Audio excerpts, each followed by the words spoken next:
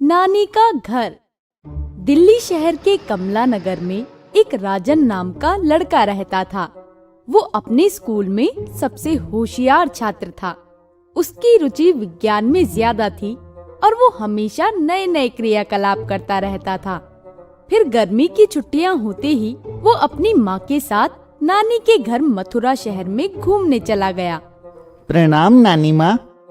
अरे अरे अरे, जीते रहो मेरे बच्चे।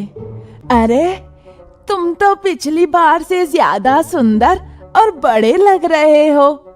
हाँ नानी माँ, क्योंकि मैं हर रोज 4 रोटी खाता हूँ और सुबह शाम दूध पीता हूँ। मम्मी ये ना बहुत शरारती हो गया है, पूरा दिन बस ऐसे ही हंसी मजाक करते हुए बिता देता है। बच्चे तो ऐसे ही होते हैं। जब तू इसके बराबर थी ना, तब तू भी बहुत शरारतें करती थी। नानी के ऐसा बोलते ही तीनों जोर जोर से हंसने लगे। फिर नानी उन दोनों से कहती हैं, अच्छा अच्छा, बस बहुत हुआ हंसी मजाक। अरे अब यूं ही बाहर खड़े रहोगे या घर के अंदर भी आना है? नानी माँ, हम अंदर भी आएंगे और कुछ दिन रुक कर भी जाएंगे। फिर वो तीनों घर के अंदर चले गए और नानी ने राजन और उसकी माँ के लिए चाय नाश्ता बनाया। ऐसे ही हंसी मजाक करते हुए कई दिन गुजर गए। फिर एक सुबह राजन नानी माँ से आम के बगीचे में घूमने के लिए पूछता है। तब नानी माँ कहती हैं, हाँ ठीक है, चले जाओ, लेकिन सूरज ढलने से पहले घर लौट आना। नानी के हाँ कहते ही वो आम के बाग की तरफ जाने लगा और कुछ सोचने लगा। बाग में जाकर मैं बड़े बड़े आम पेड़ से तोड़ूंगा और पेट भर आम भी खाऊंगा। फिर नानी और मम्मी के लिए भी ढेर सारे आम लेकर जाऊंगा। इसी तरह सोचते हुए राजन कुछ देर बाद बगीचे के पास पहुंच गया और उसने देखा कुछ बच्चे पेड़ पर चढ़े हुए थे, जो पेड़ से आम तोड़कर नीचे जमीन पर फेंक रहे थे और उन्हें जमीन से उठाकर कुछ बच्चे अपनी जेब में इकट्ठे कर रहे थे। ये देखकर राजन उन बच्चों के पास पहुंच जाता है। हाय दोस्तों, मेरा नाम राजन है। मैं दिल्ली शहर में रहता हूँ और मैं यहाँ अपनी नानी माँ के घर कुछ दिन घूमने आया हूँ। तुम दिल्ली में रहो या मुंबई में रहो, हमें इससे क्या? ये सब हमें क्यों बता रहे हो?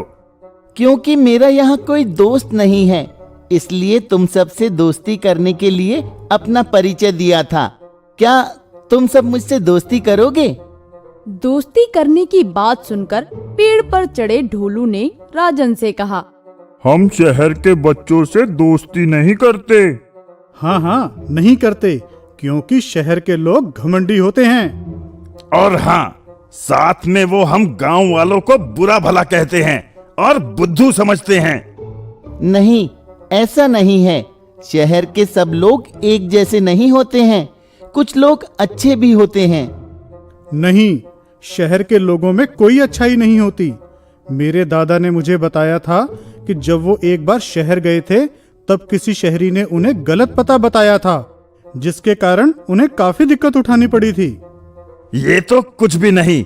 मेरे पापा का तो एक शहरी ने पूरा सामान चुरा लिया था और उनके पास वापस गांव आने के लिए पैसे भी नहीं बचे थे। फिर उन्होंने एक होटल पर कुछ दिन काम करने के बाद किराए के लिए पैसे इकट्ठे किए, तब जाकर पापा वापस गांव आ सके।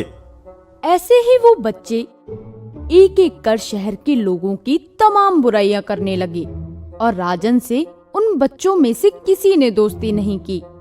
राजन को उन बच्चों की सभी शहरी लोगों के लिए एक जैसी धारणा देखकर बहुत दुख हुआ और उदास होते हुए वो उनसे थोड़ा दूर जाकर पत्थर से निशाना लगाते हुए पेड़ से आम तोड़ने लगा। उसने एक आम तोड़ा ही था कि इतने में वो बच्चे उस पर चिल्लाने लगे, चलो दोस्तों, उस शहरी लड़के को आम तोड़ने से रोकते हैं।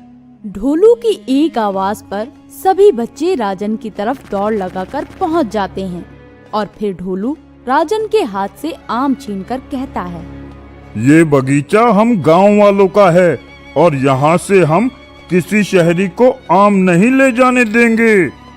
मुझे आम बहुत अच्छे लगते हैं। मेरा आम खाने का बहुत मन है। ज्यादा नहीं, बस एक आम ही लेने दो मुझे। क्या तुम्हें एक बार में समझ नहीं आता? हमने मना कर दिया तो कर दिया। तुम्हें हम इस बगीचे से एक पत्ता भी नहीं ले जाने देंगे, और ज्यादा होशियारी दिखाई तो हम सब मिलकर तुम्हें खूब पीटेंगे। प्लीज, यहाँ बहुत सारे आम हैं, मुझे एक आम दे दो। एक आम से क्या फर्क पड़ेगा तुमको? तुम्हारे पास तो पहले से ही बहुत सारे आम हैं। राजन के 1000 मिन्नतों के बाद भी किसी ने उसको आम नहीं दिया।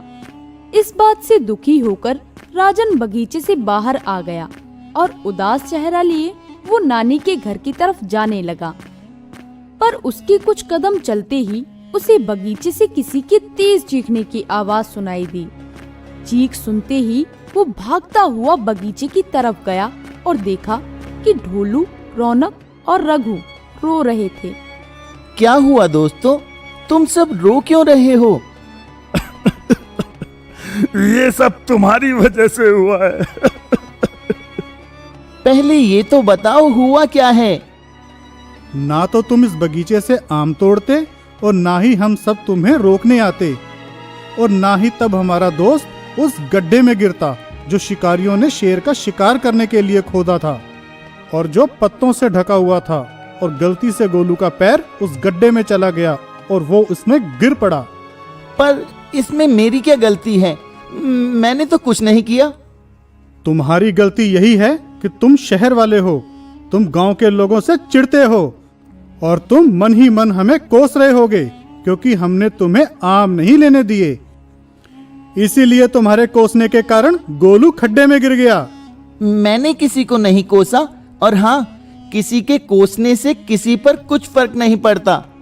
ये बात छोड़ दो, पहले ये बताओ कि वो गड्ढा कहाँ है जिसमें गोलू गिरा है?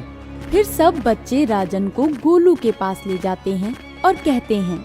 इस बात पर राजन उसे कहता है, शांत रहो, मुझे सोचने दो गोलू को कैसे बाहर निकाला जाए।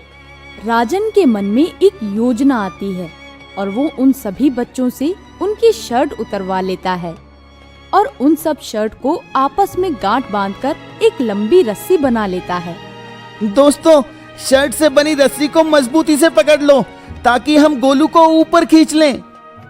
सब जोर लगाकर गोलू को गड्ढे से बाहर निकाल लेते हैं और फिर वो सब बच्चे राजन से माफी मांगते हैं। इसके बाद वो सब उसे खूब सारे आम देते हैं और फिर राजन खुशी खुशी नानी के घर लौट जाता है। फिर वो माँ और नानी को बगीचे की पूरी घटना के बारे में बताता है, जिसके बाद नानी माँ उस पर खूब गर्व करती है। तो दोस्तों, इस कहानी से हमें ये शिक्षा मिलती है कि हमें किसी के बारे में जानने से पहले उसके बारे में अच्छा या बुरा नहीं सोचना चाहिए।